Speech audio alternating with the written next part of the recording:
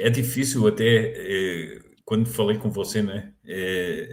Para onde é que a gente começa e para onde é que a gente acaba?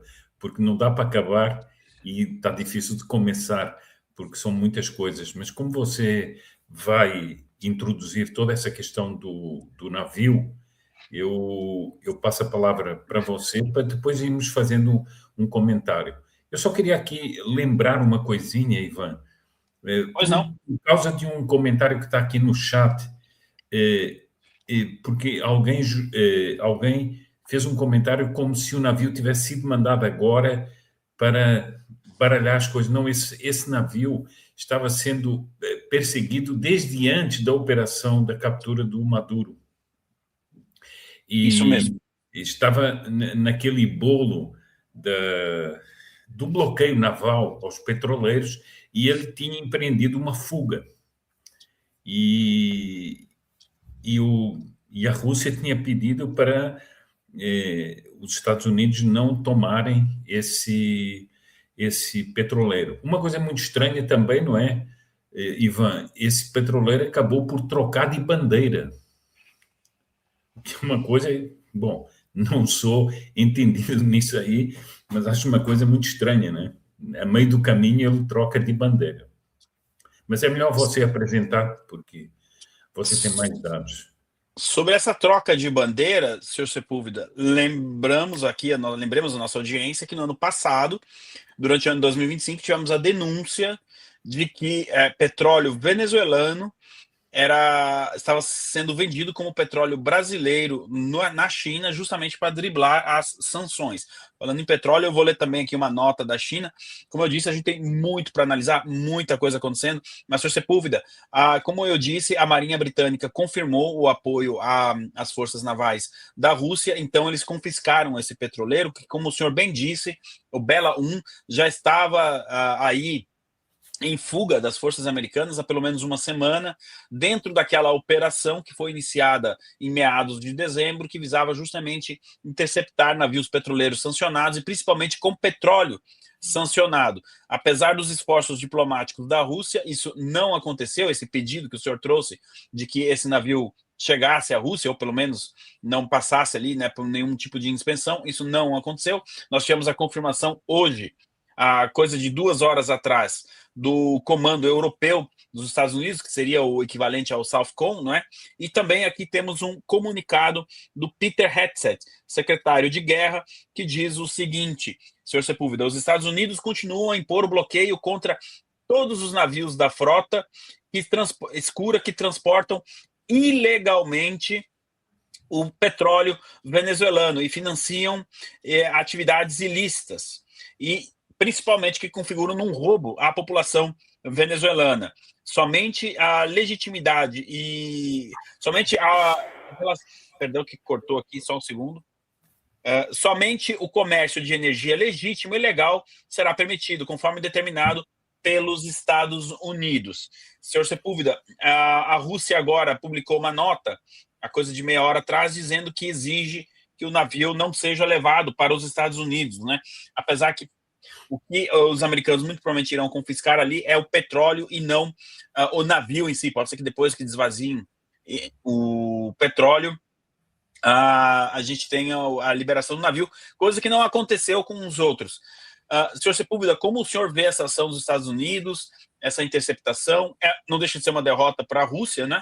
E que isso aconteça com outros navios, presumo eu, que seja a sua opinião. Mas, por gentileza, senhor Sepúlveda, qual é a sua análise dessa questão? Eu faço só assim uma leitura rápida aqui de uma das pessoas que está assistindo, o Marcos Fábio. Ele diz o seguinte: se você for desse negócio, mudança de navio, de bandeira, é coisa de pirata, não é? Pirataria. Bom, acontece o seguinte: eu tenho uma certa dúvida a respeito se esse navio é só petroleiro. Porquê? Porque é que, digamos, apesar de poder ser um prejuízo, não perder esse petróleo, por que é que esse navio empreendeu uma fuga e a Rússia fez tanta questão de pedir que não fosse apanhado? É uma pergunta que eu me faço. Será que ele era só um petroleiro?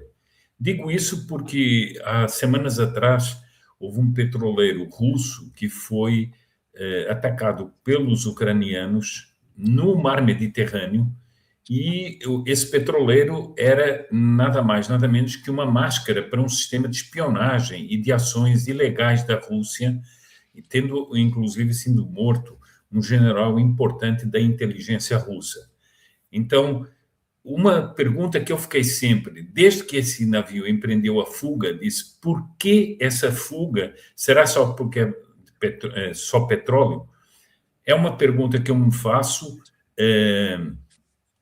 porque até agora nós não temos nenhuma informação de que há alguma coisa além do petróleo, mas essa insistência da Rússia de não levar o navio para os Estados Unidos me acende outra vez a dúvida. Como eu digo, é apenas uma dúvida, mas nós não podemos, não sei o que é que você acha disso, mas nós não podemos descartar que, para além do petróleo, haja alguma outra coisa nesse navio. Esse é um ponto. O segundo ponto é o seguinte: os Estados Unidos fizeram questão de pegar esse navio já nas costas do Reino Unido, né? Pelo que você me diz, mais ou menos, eu não sei a localização geográfica propriamente, mas se a Marinha Britânica deu ajuda à Marinha Norte-Americana, é porque ele estava em águas ali próximas ao Reino Unido. Portanto, há uma intenção de levar a coisa até o fim. Você leu aí, isso é a famosa frota cinzenta, né, da Rússia, que é a frota pirata que eles estão usando para violar as sanções. Aliás, outra coisa que você disse aí, que eu acho muito importante, é o seguinte: o petróleo que estava sendo vendido como brasileiro, o Brasil nunca disse uma palavra sobre isso. O governo brasileiro ficou calado sobre isso, né? Pirataria em nome do Brasil, quando o petróleo não seria brasileiro. Bom, então esse é o ponto, o meu ponto de vista. Agora, do ponto de vista mais amplo, isso mostra uma certa intenção dos Estados Unidos de confrontar a Rússia nesse caso. E confrontar a Rússia na questão do petróleo e da pirataria com o petróleo venezuelano. Porque é algo a se perguntar se os Estados Unidos não querem afirmar aquele princípio do hemisfério ocidental. Ou seja, tudo o que está aqui no hemisfério ocidental, não estou aqui fazendo aprovação ou desaprovação, estou só analisando. Não estou dizendo que é certo ou errado, estou só dizendo que é a doutrina que eles estão defendendo. Portanto, tudo que está no hemisfério ocidental, a Venezuela está sob a supervisão dos Estados Unidos. Então, não pode fazer essa pirataria com o petróleo venezuelano. Seria o que diz aí no comunicado, se você não me corrigir, se eu não estiver errado, ele diz o seguinte: tudo que seja comércio ilícito não pode. Se for coisa lícita, pode. Pronto, é isso que me parece. Agora vem um terceiro ponto. Nós temos estudado muito os gastos, por exemplo, o que é que representa de gastos militares. A Rússia, nessa situação, mandar um submarino para proteger um navio, me pareceu uma coisa de uma certa escalada e que não comporta, a meu ver, não tem proporção com ser um petroleiro. É outra coisa que me chama a atenção. Por outro lado, chama-me a atenção que os Estados Unidos não quiseram saber da intimidação do submarino e tomaram o navio. Nós vimos até imagens, eu até lhe mandei umas imagens, vimos as imagens, seria, portanto, do ponto de vista, mais do que do ponto de vista material, seria uma humilhação estratégica para a Rússia isso aí. Eu não sei se você concorda com essas observações, mas seriam as minhas ponderações sobre esse assunto. Absolutamente, senhor Sepúlveda, concordo. E eu só quero lembrar a nossa audiência aqui que é possível contribuir aqui com o trabalho realizado através do Superchat. Você também pode contribuir com o Pix, que está na descrição deste vídeo, bem como também com o seu like. Não pense que nós não esquecemos. Não é porque estamos em horário alternativo é que nós não iremos cobrar um posicionamento dos senhores aí em relação ao like. Caso o senhor não dê o like, nós iremos enviar Dilma Rousseff a murchar o pneu do seu carro amanhã cedo. Então, quando você sair para trabalhar, se você não tiver dado like, você encontrará lá Dilma Rousseff às 6 horas da manhã murchando o pneu do carro. Ninguém quer, né? Então, eu tenho certeza que os senhores vão dar o like. Agora, quem não vai dar o like para a gente aqui, tá aí o Elias Maciel enviou um superchat. Muito obrigado, Elias, pela sua contribuição aí com o canal. Agora, quem não vai dar like na nossa transmissão, seu Sepúlveda, com certeza é o Ministério das Relações Exteriores da China, que todos os dias, desde a queda de Nicolás Maduro, vem se posicionando. Olha, eu não vi a China fazer essa defesa quando caiu Bashar al-Assad e também não vi a China fazer essa defesa do regime iraniano em junho. Aparentemente, a Venezuela é mais importante do que nós mesmos pudéssemos imaginar antes, Sr. Sepúlveda. Eu vou ler aqui um resumo da nota da China, que atacou a decisão do presidente Trump de anunciar que esse petróleo todo que está sendo interceptado, ele será vendido e o lucro, parte do lucro fica para os Estados Unidos e a outra parte, segundo o próprio presidente Trump, para o benefício da população da Venezuela. Chama atenção aqui duas frases da China, Sr. Sepúlveda. A primeira frase: os direitos e interesses legítimos da China na Venezuela devem ser salvaguardados. Ou seja, mais uma teoria que cai por terra essa semana de que não, a China não está presente na Venezuela, a China não tem essa presença tão assim fixa ali na Venezuela. Bom, essa frase, acredito eu, que desmonte isso. E a outra frase, se você puder, eu passo para sua análise, é a seguinte: as exigências dos Estados Unidos violam o direito internacional, infringem a soberania da Venezuela e prejudicam os direitos do povo venezuelano. A afirmação foi feita pelo Ministério das Relações Exteriores através de sua porta-voz, Mao Ning, Sr. Sepúlveda. Olha, Ivan, eu estou aqui, tenho assistido a conversas, a debates, a análises, e eu estou vendo o seguinte: a confusão de termos que está sendo usada. Eu não vou tentar resolver isso aqui. O que é o direito internacional? Ainda hoje eu estava ouvindo uma pessoa com muito... que eu gosto muito de ouvir aqui em Portugal, que é um analista que é muito bom, Morgado. Ele dizia o seguinte: as pessoas estão fazendo confusão entre direito internacional e as normas da ONU. São coisas diferentes completamente. Então, nós já podemos fazer um debate sobre isso. Depois, o que é o direito internacional aí? Qual direito internacional? Depois, o que é soberania? A soberania é o quê? Nós sabemos que a Venezuela, isso pode ser discutido, né? Isso pode ser discutido, há uma discussão que pode ser levada em termos sobre de direito. Nós também temos a soberania dos Estados Unidos, que hoje em dia está sendo agredida de uma maneira diferente, não é? Porque nós temos uma guerra assimétrica, está sendo agredida por invasão de criminosos, de redes criminosas, está sendo invadida por difusão de drogas que causam muitas mortes, etc. Está sendo prejudicada de muitas outras maneiras nessa guerra assimétrica. Então, também existe o lado da soberania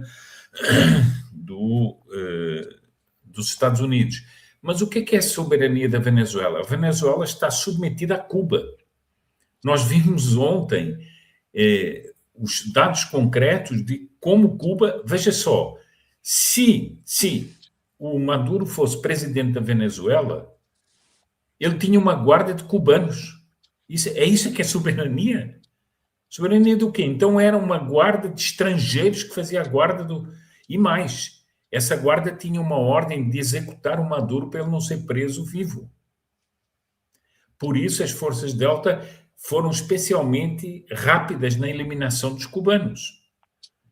Ora, isso é que é soberania? Depois o seguinte, em vários acortalamentos fundamentais, principais da Venezuela, havia um grupo de cubanos controlando. Eles controlavam também os serviços de informação, os serviços de inteligência, de contra-inteligência. Bom, então vamos falar de soberania?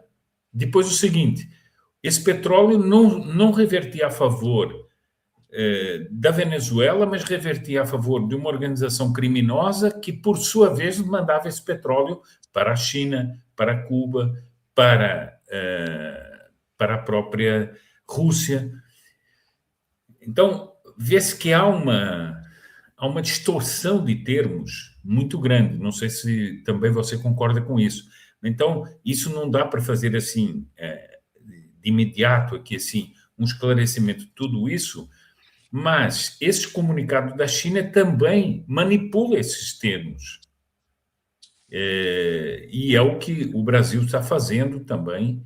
Aliás, achei muito perigoso ver hoje o Brasil fazendo entendimentos com o Irã para...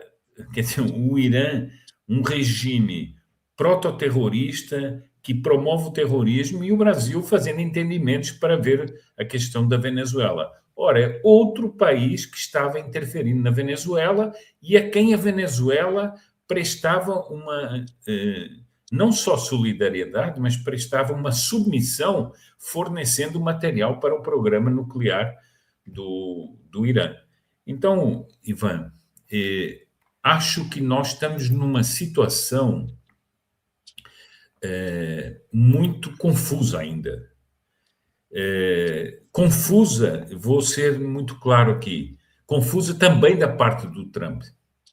Depois nós podemos falar mais à frente. Eu queria só esclarecer aqui uma coisa, que é um princípio do canal. Nós não somos a favor desse ou contra esse, nós fazemos análise. E a análise tem que ser objetiva. É claro que nós tivemos alegria quando o Trump venceu as eleições, porque ele estava sendo eleito com uma agenda conservadora. Mas ele está tomando atitudes que são confusas, pelo menos, e bastante confusas. Bom, outra coisa ali, assim, que eu vejo que todo mundo repete, mas também não se faz uma reflexão sobre isso, é o que é o hemisfério ocidental. Isso é uma concepção que veio lá de trás da doutrina Monroe, que é até uma concepção revolucionária, né? Porque era anti-europeia, anti-monarquias europeias, etc., vinha da Revolução Francesa. Mas nós vemos um vácuo nessa divisão, porque então a Europa seria o quê? Ficaria onde? Eu gosto mais de falar do Ocidente cristão, que é uma coisa muito mais ampla. Agora, nós vemos o seguinte: existe uma série de conceitos que precisavam ser mais esmiuçados e mais bem tratados, para poder também esclarecer melhor essa crise. E eu só faço essa advertência aqui para nós não embarcarmos em falsos dilemas postos, por exemplo, como esse comunicado da China, né? Sr. Sepúlveda, eu estou preparando um material, porque mês que vem completa-se 30 anos da morte do jornalista Paulo Francis. E revendo entre escritos e vídeos dele, né? Em 1994, 95, ele fala justamente isso que o senhor falou. Não sei o quê, porque aqui no hemisfério ocidental cristão, judaico-cristão, e aí ele continua a frase, e aí o jornalista olha meio assim para ele e fala: antigamente se falava hemisfério ocidental cristão, é que depois tiraram o cristão, mas antigamente se falava hemisfério ocidental cristão. E eu achei interessante o senhor trazer essa questão, que é realmente aí um ponto revolucionário nessa coisa de apenas o hemisfério ocidental e ninguém saber bem ao certo onde começa e onde termina esse hemisfério, né? E com qual base também. Bom, senhor Sepúlveda, o senhor queria comentar alguma coisa ou posso prosseguir? Não. O atual cenário na Venezuela é o seguinte: nós temos a Delcy Rodrigues, então, empossada pela Suprema Corte do regime e pelo seu irmão, que é presidente do Congresso do regime venezuelano, e vem dialogando com a administração Trump. Até o momento, Diosdado Cabello e Padrinho Lopes continuam agindo normalmente, não é? Ali dentro da Venezuela. Ontem, o Diosdado Cabello, inclusive, publicou um vídeo pelas ruas de Caracas, dava para ver que era bem tarde da noite, e depois desse vídeo vem um comunicado da Casa Branca dizendo que Diosdado Cabello precisa contribuir com Delcy Rodrigues, precisa não atrapalhar, acho que foi mais ou menos esse o comunicado, dando a entender ali que que o Diosdado Cabello pudesse, de alguma maneira, estar oferecendo alguma resistência interna dentro do regime na tentativa de estabilizar Delcy Rodrigues. Eu acho que o episódio que aconteceu há 2 dias atrás, na noite de Caracas, onde disseram que um drone civil causou ali toda aquela resposta, inclusive com caças, tanto F-16 quanto Sukhoi levantando voo, enfim, eu acho que ali foi uma tentativa de testar o regime, alguém testou a fidelidade da Delcy Rodrigues, eu acho que não foi um engano, estão passando a versão de que foi um engano, mas acredito que não foi. E nesse cenário, então, senhor Sepúlveda, agora, coisa de uma hora e meia atrás, o secretário de Estado, Marco Rubio, disse que sim, os Estados Unidos têm um plano para a Venezuela que vai dar estabilização. Ele definiu em 3 fases: estabilização, reconstrução, o início da reconstrução e transição. Ou seja, teria primeiro, no ponto de vista da administração Trump, uma estabilização da Venezuela para depois uma transição. Hoje pela manhã, Maria Corina Machado disse que qualquer tentativa de Delcy Rodrigues demonstrar uma boa ação seria libertar os presos políticos, seria a primeira ação que ela deveria tomar, coisa que não está acontecendo até o momento. Todos nós, no sábado, eu inclusive, como ficou bem popular aí, comemoramos a queda, a prisão de Nicolás Maduro, que esse é um assunto separado do futuro da Venezuela. Uma coisa agora é o futuro da Venezuela, outra coisa é o futuro de Nicolás Maduro. Desde sábado, 2 horas da manhã, eles se separaram. E nós vamos tratar agora especificamente, então, do futuro da Venezuela. Sr. Sepúlveda, eu estou curioso, a audiência também quer muito ouvir o senhor sobre como que o senhor está vendo o atual quadro aí e como a administração Trump vem administrando essa questão da Venezuela. O que nós temos é que Nicolás Maduro caiu, mas o regime continua como estava exatamente no sábado, a 1h59 da manhã. A única coisa que a Delcy Rodrigues substituiu o comandante ali responsável pela segurança do Nicolás Maduro, talvez porque ele fosse um grande fiel ao Nicolás Maduro, enfim. Mas aconteceu essa mudança. Senhor Sepúlveda, eu falei bastante. Passo para o senhor agora. O seguinte, começando pelo fim, segundo informações que circulam, esse comandante seria alguém que colaborou com os Estados Unidos. Ah, perfeito. Eu não tinha essa informação. Perfeito. Então, agora veja bem, isso é importante por quê? Porque então a Delcy Rodrigues, ela não só está dentro do regime, está atuando como líder do regime, mas ela está tomando atitudes contra quem fez qualquer colaboração do regime com os Estados Unidos. Portanto, ela está não só mantendo o regime, mas ela está atuando para reforçar o regime. E esse ponto é um ponto que está me deixando com muita apreensão. O que é a apreensão que eu tenho? A Delcy Rodrigues não é uma pessoa qualquer. Delcy Rodrigues é uma das pessoas principais. Há até artigos que falam da radicalidade, que ela é mais radical, e o Jorge Rodrigues, certamente, que é o irmão dela, são mais radicais que o próprio Maduro. Ela é grande responsável pela perseguição política dentro da Venezuela. E veja uma coisa, eu não entendo como é que o governo Trump pode estar aberto a uma colaboração com alguém do regime assim, quando ela está fazendo o seguinte. A Maria Corina Machado disse uma coisa importantíssima. Por que é que não se fala de libertação dos presos políticos? E os Estados Unidos também não são mais taxativos nisso. Segundo ponto, isso é muito mais importante que a questão do petróleo, que a questão é libertar os presos políticos. Segundo ponto, não só ela não está libertando, mas ela mandou fazer uma caçada nas ruas a quem possa ter aplaudido a ação dos Estados Unidos. Nós temos agora milícias chavistas armadas pegando pessoas nas ruas e revistando os celulares para ver se eles se manifestaram ou não a favor da operação americana. Isso é um reforço da repressão do regime. Como é que os Estados Unidos estão colaborando com isso?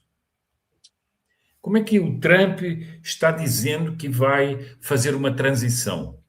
Ou seja, eu hoje vi um artigo que falava disso, ele está garantindo um madurismo sem Maduro. Ele está garantindo a ditadura venezuelana. Uma coisa que me chamou a atenção, Ivan, eu sei que isso aqui, digamos assim, como os acontecimentos vão correndo de maneira muito forte e muito rápida, melhor dizendo, uma coisa que me chamou a atenção foi a afirmação do senador Rick Scott.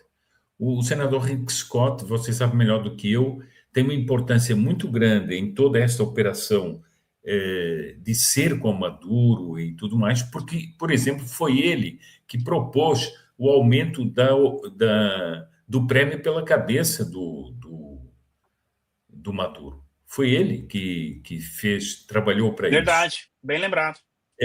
Então, o Rick Scott disse: Delcy Rodrigues não é presidente da Venezuela.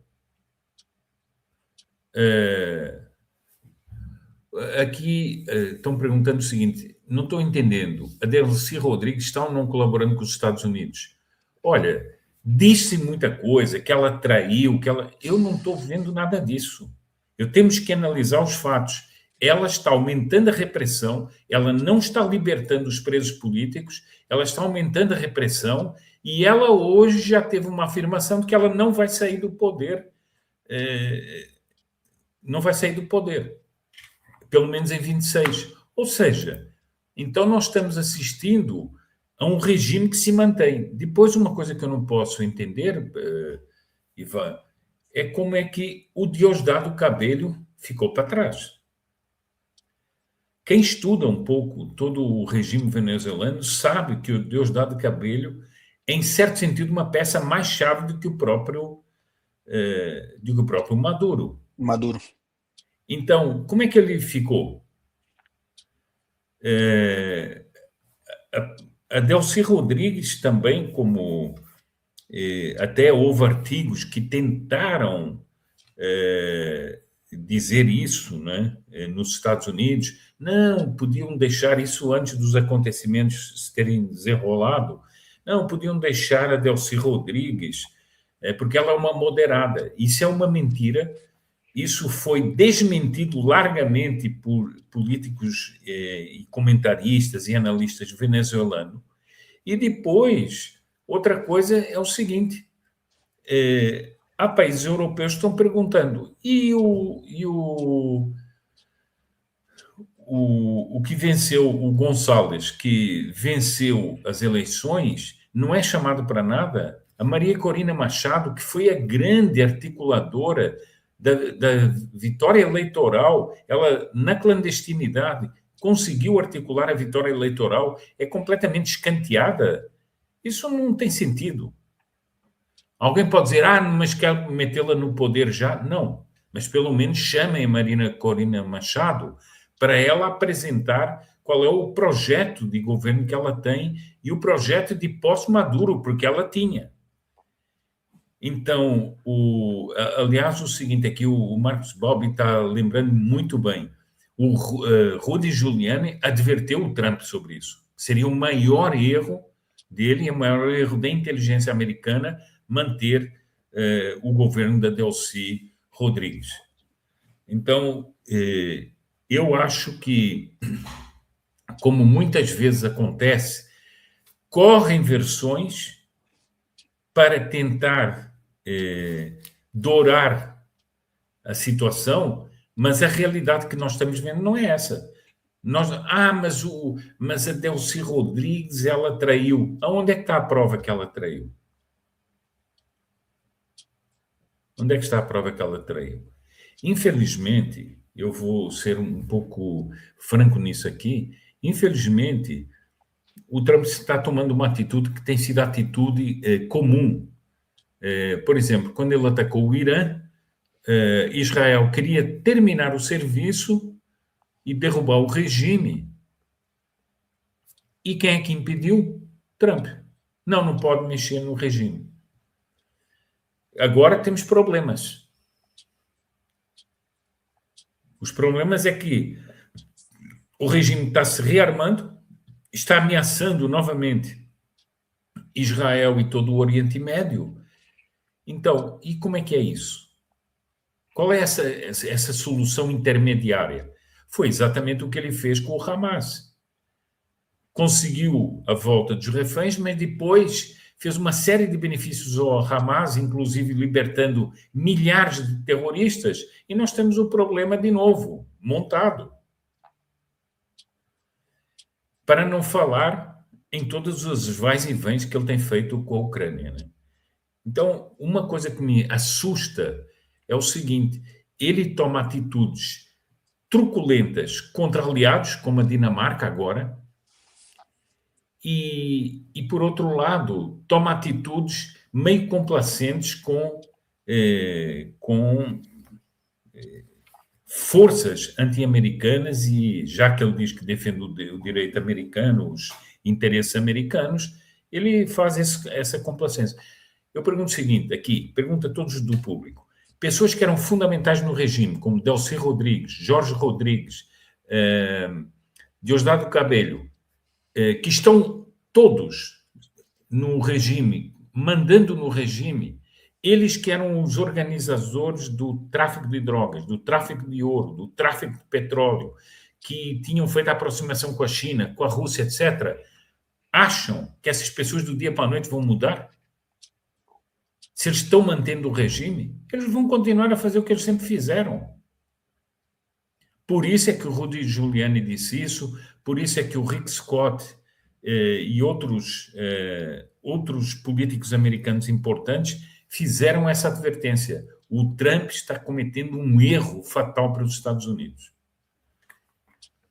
Senhor Sepúlveda, eu não encontrei até agora um único congressista, alguém ali próximo ao Partido Republicano, senador, deputado, que fosse membro do governo, ninguém que tenha apoiado essa decisão de negociar com a Delcy Rodrigues. E a gente vê que o Marco Rubio está constrangido diante dessa situação. É impressionante como ele deixa isso bem claro nas aparições públicas dele.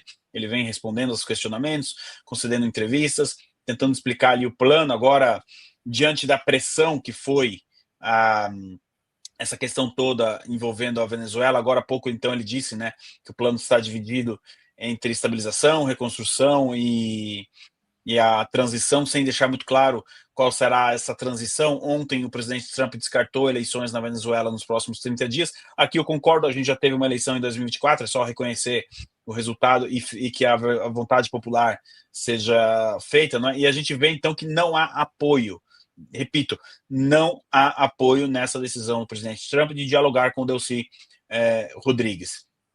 Somado a isso, Sr. Sepúlveda, uma outra questão que não está ligada diretamente à Venezuela, mas seria interessante eventualmente saber a sua opinião. Nós não combinamos isso na nossa pauta, mas é a questão da Lei Magnitsky. Isso porque acredito que o senhor aí de Portugal conseguiu acompanhar o dia de ontem, envolvendo o presidente Bolsonaro, e a decisão do ministro Alexandre de Moraes de não permitir ali que ele fizesse uma visita ao hospital. O senhor sabe que eu faço esse trabalho diário aqui, de acompanhar tudo na mídia internacional dentro do possível, e está repercutindo, inclusive, na Al Jazeera, senhor Sepúlveda, que o ministro não concedeu essa autorização. Me chamou a atenção que a Al Jazeera está longe de ser uma emissora afiliada à direita no Brasil. Nós tivemos o jornal The Hill, em Washington, repercutindo isso também, além da Reuters, a AFP, ou seja, fora do Brasil, a notícia repercutiu de que o ministro Alexandre de Moraes ele não permitiu que o presidente Bolsonaro fizesse essa visita ao hospital. Essa questão da Venezuela, somada à decisão de retirar a lei Magnitsky do ministro Alexandre de Moraes, depois de um dia como ontem, o senhor concorda que aumenta ainda mais o constrangimento em relação ao presidente Trump e a decisão da retirada da Magnitsky? Eu acho que sim, sabendo, inclusive, como nós sabemos, de fontes seguras, que houve uma oposição muito grande dentro dos colaboradores próximos do Trump de que ele fizesse isso. O que é que resultou até agora dessa benevolência do Trump? Nada. Só foi o agravamento da perseguição e de uma perseguição cruel e de tortura. Então, é a mesma pergunta que eu me faço em relação à Venezuela. Por que fazer isso? Por que fazer essa colaboração? E mais, isso mostra que há uma incoerência nas acusações do próprio Trump, porque ele diz que o país é governado por um grupo criminoso e depois tira só um dos elementos do grupo criminoso e deixa os outros governando. Quer dizer, isso não tem sentido. Eu queria também responder aqui ao Sr. Marcos Miorim, que ele diz o seguinte: segundo informações, foi solicitado pelo Trump a Corina Machado a apresentação de uma proposta do governo viável e ela não conseguiu apresentar. Isso não é real. Não é real. Isso não é real pelo seguinte: a Corina Machado tinha um estudo completo sobre o pós-Maduro e isso foi apresentado aos assessores do Trump e os assessores ficaram impressionados com o conhecimento que ela tinha, com a estrutura do plano que ela tinha. Isso, portanto, é algo que se circula, mas que não tem base na realidade. Além do mais, o seguinte: uma pessoa que consegue organizar na clandestinidade uma eleição que derrotou o regime deve ter alguma influência política no país, não é? E, portanto, não se entende essa posição do presidente Trump. Não se entende. Ele beneficiar... É que dentro disso, Sr. Sepúlveda, agora vem a informação, e aí a gente vê que a tese de que a Delcy colaborou, ela começa a ficar difícil de sustentar, porque agora a notícia é a seguinte: Estados Unidos exigem que Venezuela faça parceria exclusiva na produção de petróleo. Basicamente, os Estados Unidos controlariam toda a produção, né, do petróleo venezuelano. Se isso tivesse sido acordado, os Estados Unidos não precisariam estar fazendo essa exigência, inclusive em público. E sobre o plano do Rubio, se você puder agora, começam a sair mais informações aqui. Se o senhor me permitir, em 10 segundinhos aqui, eu trago um resumo para a gente entender. Não queremos que o país mergulhe no caos, disse Marco Rubio, após apresentar o plano de governo Trump para a Venezuela. A segunda fase será o que chamamos de recuperação, que consiste em garantir que empresas americanas ocidentais e de outros países tenham acesso ao mercado venezuelano de forma justa. Ao mesmo tempo, iniciaremos o processo de reconciliação nacional na Venezuela, para que as forças de oposição possam ser anistiadas e libertadas das prisões ou repatriadas, e para que se comece a reconstruir a sociedade civil, acrescentou Rubio. A terceira fase, claro, será a de transição, finalizou ele na apresentação do plano, mas ele não deu data, Sr. Sepúlveda, obviamente, não imaginei que ele faria isso hoje, mas ele não deixou nenhuma data específica de quando pode começar o período de transição, e eu aqui lamento que essa parte aqui da anistia e das libertações das prisões, né, e repatriamentos esteja na fase 2 e não na fase 1. Se você puder trouxer mais algumas informações, por gentileza, sua análise dessa última atualização. Eu concordo inteiramente com isso. Quer dizer, a primeira preocupação não é tirar as pessoas da prisão, é dar o petróleo para que possa se fazer comércio. Desculpe, isso não é uma visão conservadora. Isso não é uma visão conservadora. Além do mais, o que parece claro é o seguinte: se esse regime garantir isso, está tudo bem, eles até podem ficar no poder. Ora, isso é imoral. É imoral. A primeira exigência que devia ter sido feita, e além do mais, outra coisa. Então, quer dizer que agora eles já não. Eles deixaram de traficar drogas, eles deixaram de ter influência da Rússia, eles deixaram de ter influência da China, eles deixaram tudo o que era acusado, eles deixaram de ter, vai deixar o mesmo regime.